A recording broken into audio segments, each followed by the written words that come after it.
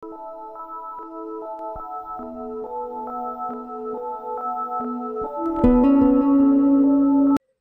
भवन्तु सुखिनः, सर्वे सन्तु निरामया, सर्वे भद्राणि पश्यन्तु, माँ कश्चित् दुख भाग भवेत्। बंधुगण, मु कर्मकांडर पुरोधा ज्योतिर्विद श्री उपेन्द्रनाथ दास मोर ज्योतिष चैनल उपेन्द्रनाथ ज्योतिष केन्द्र को आपण मानक हार्दिक स्वागत जनाऊँगी। बंधुगण, आमे यही ज्योतिष शास्त्र विषय आगक आगक पढ़ी चलीछे। आउ आमे पूर्व अध्याय रे पढ़िथिले भूमि भवन प्राप्तिर जोग। आज आसंतु जानिबा कुंडली रे जानवाहन प्राप्ति जोग। लोक माने आसी प्रश्न पचारि थांती ज्योतिर्विद मानकु जे आम भाग्य रे गाड़ीटी अछि कि नाही, आमे आम नारे गाड़ीटी करिबु कि नाही, आउ केउ रंगर गाड़ीटी करिबु, आउ आमर गाड़ीटी करे पय भल जोगटी अछि कि नाही, ये सब विभिन्न प्रकार प्रश्न पचारि थांती। आसंतु आज सेही जानवाहन प्राप्ति जोग गुड़िक विषय विशेष भाव आलोचना करिबा। आउ जानवाहन प्राप्ति पय कारक ग्रह हेउचंती गुरु, शुक्र आउ चतुर्थेश, आउ कारक भाव हेउची चतुर्थ भाव। आसंतु ए जानवाहन प्राप्ति पय कुंडली रे कोन कोन अनुकूल जोग थाए से विषय आलोचना करिबा। आउ ए नियम गुड़िक मु आपण मानकु स्क्रीन पर देखौची। आउ आपण एगुड़िक टिपिकी रखंतु, आउ आपण माने एहाकु काम रे लगेबे। कुंडली रे शुक्र उच्चस्थ होइथिबे आउ तांको दृष्टि चतुर्थ भाव को पडुथिबो, तेबे जानवाहन प्राप्तिर जोगटिए सृष्टि हुए। कोन हेतिबो? शुक्र कुंडली रे उच्चस्थ होइथिबे आउ तांकर दृष्टि चतुर्थ भाव को पडुथिबो, ताहले जानिबे आपण मानक पय जानवाहन प्राप्ति जोगटिए अछि। आउ याकु स्क्रीन को टिपिकी रखंतु। ता परवर्ती नियमटु देखिबा। शुक्र चतुर्थेशंक सह संबंध से दृष्टि हेउ बा जुति हेउ थिले जानवाहन प्राप्ति जोगटिए हुए। कोन हेतिबो? शुक्र और चतुर्थेश, चतुर्थ घर अधिपति जी सेही दुई ग्रहक मध्य संबंध से दृष्टि हेउ बा जुति हेउ थिबो, तारे जानवाहन प्राप्तिर जोगटिए हुए। से भली परवर्ती नियमटु देखंतु, स्क्रीन को टिपिकी रखंतु। चतुर्थेशंक पंचमेश बा नवमेशंक सह संबंध से जुति हेउ बा दृष्टि हेउ थिले जानिबे आपणकर जानवाहन प्राप्ति जोगटिए कुंडली रे अछि। आउ ता परवर्ती नियमटी देखंतु। आउ चतुर्थेश आउ नवमेश लग्न रे जुति करूथिबे बा चतुर्थेश नवमेश राशि परिवर्तन करूथिबे, ताहले जानिबे आपणक कुंडली रे जानवाहन प्राप्ति जोगटिए अछि। आ से भली परवर्ती नियमटी देखंतु। आ पंचमेश नवम रे और नवमेश दशम रे थिले जानवाहन प्राप्ति जोगटिए हुए कुंडली रे। पंचमेश जाई नवम घरे बसथिबे आउ नवमेश जाई दशम घरे कर्म घरे बसिथिबे, ताले जानिबे आपणक कुंडली रे जानवाहन प्राप्ति पय अनुकूल जोगटिए अछि, आपण जानवाहन करि पारिबे।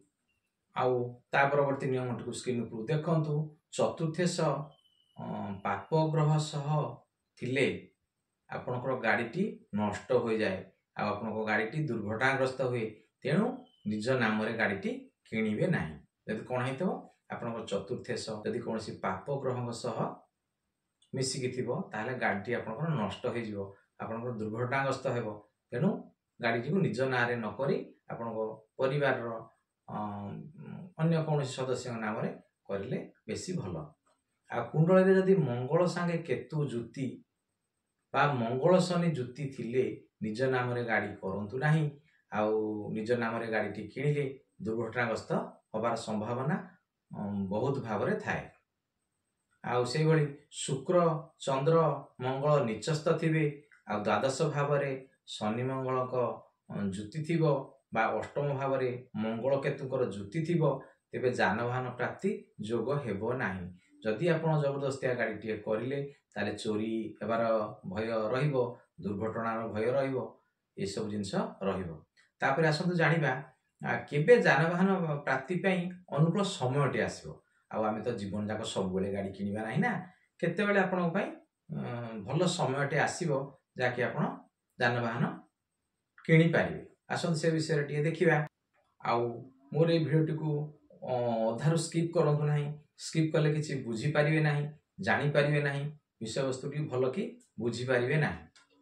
आउ कोन हला चतुर्थेशंक दशा अंतर्दशा आउ सप्तमेशंक अंतर्दशा रे यही सुजोगटी आसे।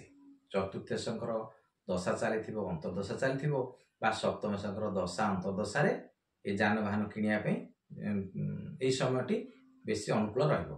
तार चतुर्थ भाव को दृष्टि देउथिबा शुभ ग्रहंक दशा रे जदि आपनक कोष्ठी रे बा आपनकर कुंडली रे चतुर्थ भाव को कोनसी शुभ ग्रहंकर दृष्टि हेउथिबो सेही शुभ ग्रहंक दशा रे आपण गाडीटी किनिबा पई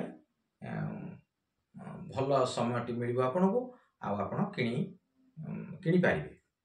आ चतुर्थेशंक दशा रे बा चतुर्थेश बसिथिबा भावर अधिपति दशा रे जोग आसे। तार कोन हला आपण चतुर्थ घर जो ग्रह तांकरी दशा महादशा चली आउ चतुर्थेश जाई जो घरे बसिचंती से घर अधिपति दशा रे मध्य गाड़ी वाहन किनिबा पई भल अनुकूल जोगटी आसे।